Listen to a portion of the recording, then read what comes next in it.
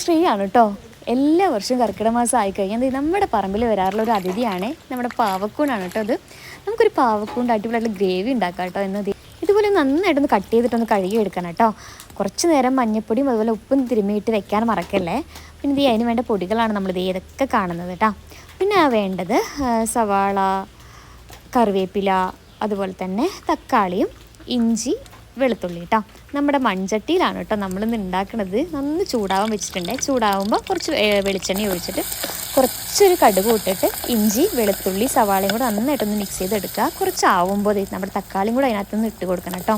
തക്കാളി ഇട്ടതിന് ശേഷം നമ്മുടെ പൊടികളെല്ലാം കൂടെ ഇട്ട് കൊടുക്കണേ. എന്നിട്ട് നമ്മുടെ കൂൺ അതിനകത്തേക്ക് ഇട്ട് കൊടുക്കുക. വെള്ളം ഒഴിച്ചെടുക്കേണ്ട ആവശ്യമില്ല കേട്ടോ. കൂണിലെ വെള്ളം ഉള്ളതുകൊണ്ട് അത് തന്നെ കിടന്ന് വെന്തോളും. കണ്ടില്ലേ, ഒരു 5 മിനിറ്റ് അടച്ചതിന് ശേഷം തുറന്നു കഴിഞ്ഞിട്ട് നമ്മുടെ അടിപൊളിയായിട്ടുള്ള കൂണിൻ്റെ ഗ്രേവി റെഡി ആയിട്ടുണ്ട് കേട്ടോ. കാണുമ്പോൾ തന്നെ നമുക്ക് കഴിക്കാൻ തോന്നില്ലേ. നമുക്ക് ചപ്പാത്തിക്കോ ചോറിനോ ദോശയുടെ ഒക്കെ നമുക്ക് കഴിക്കാം കേട്ടോ. വീഡിയോ ഇഷ്ടമായി കഴിഞ്ഞാൽ ലൈക്ക് ചെയ്യാനും സബ്സ്ക്രൈബ് ചെയ്യാനും മറക്കല്ലേ.